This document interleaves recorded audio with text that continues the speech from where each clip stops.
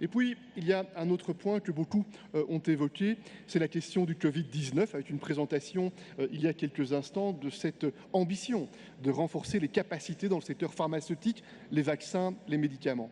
Je voudrais partager quelques informations avec vous sur ce sujet. Quand le Covid-19 nous a frappés, toutes et tous en Europe également, immédiatement, les 27 chefs d'État et de gouvernement européens ont souhaité mobiliser tous les moyens possibles pour investir dans la recherche. La confiance dans la science, la raison, c'est aussi un sujet important. Et le monde a réussi en moins d'un an à développer des vaccins efficaces contre le Covid, différentes technologies, alors qu'en moyenne, c'est 10 années qui sont nécessaires pour développer des vaccins. Deuxième information que je partage avec vous. L'Union européenne a fait le choix immédiatement, quand les premiers vaccins ont été développés, d'exporter la moitié des vaccins produits au sein de l'Union européenne. Je veux le mettre en évidence. Tous les pays dans le monde n'ont pas fait ce choix-là, mais les 27 pays européens ont fait le choix d'exporter la moitié des vaccins produits. Ça a parfois donné lieu à des tensions sur le plan européen. Parfois, des citoyens européens ne comprenaient pas pourquoi on exportait la moitié des vaccins produits en Europe vers d'autres pays. Et pourtant, je suis fier qu'on ait pris cette décision-là parce que nous ne sommes pas en sécurité tant que le monde entier n'est pas en sécurité. Troisième élément, l'Union européenne avec d'autres, certains l'ont mentionné, a contribué à lancer cette initiative COVAX pour soutenir l'ensemble des pays.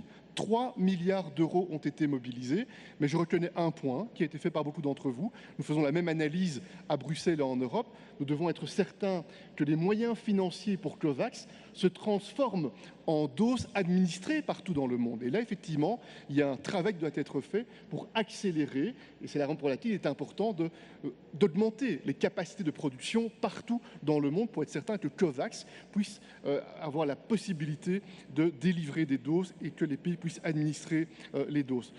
Pour donner un chiffre, les montants mobilisés par l'Union européenne, ça représente 230 millions de doses dans 139 pays au travers de l'initiative COVAX. Et si je prends les exportations de doses au départ de l'Union européenne, pour les pays d'Amérique latine et des Caraïbes, c'est 40 millions de doses qui ont pu être exportées à partir de l'Union européenne.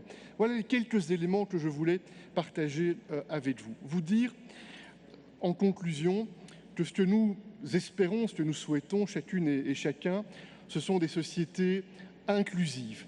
Ce sont des sociétés où on fait reculer les injustices, où on fait reculer les inégalités. Ce sont des sociétés où on met la dignité de chaque être humain, quelle que soit son origine, quelles que soient ses convictions politiques, quel que soit son genre, soit au centre des décisions que l'on prend pour améliorer le cadre de vie, pour améliorer les conditions de vie. L'éducation, l'accès à la santé participent de ces sociétés bienveillantes que nous voulons bâtir. Et la conviction que je partageais avec vous, c'est que, ensemble, avec le CELAC, l'Amérique latine et les pays d'Amérique et les pays des Caraïbes, l'Union européenne, nous représentons un tiers des Nations unies. Près d'1 milliard de citoyens sont représentés par nos pays. Il y a déjà aujourd'hui des liens extrêmement étroits entre les pays européens et les pays qui sont membres de la CELAC. Je forme le vœu que ce moment, ce sommet, soit une occasion, de manière opérationnelle, pratique, concrète, fondée sur des principes et des valeurs, de réfléchir à la manière de renforcer cette capacité de travailler ensemble. Pas seulement pour des raisons de partenariat économique, c'est important. Pas seulement pour des raisons de partenariat politique, c'est important aussi, mais au-delà de cela, pour les liens interpersonnels, pour les liens interculturels qui rassemblent vos sociétés dans vos pays et nos sociétés dans les pays européens. Et je voudrais terminer en vous disant mon expérience personnelle sur le terrain des liens interculturels. Il y a 30 ans, j'étais un jeune élève à 12 heures d'avion de Mexico, dans une petite école provinciale au sud de Bruxelles.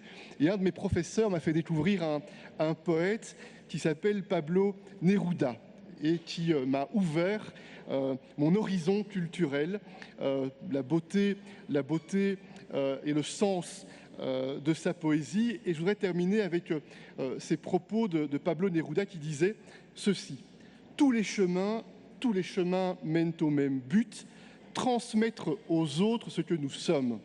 Et cette idée de transmission mutuelle, plus que jamais je le crois, de transmission mutuelle, est une idée qui doit pouvoir nous inspirer pour bâtir ensemble des sociétés empreintes de progrès, empreintes de liberté et de dignité personnelle. Je vous remercie. Merci beaucoup, muchas gracias.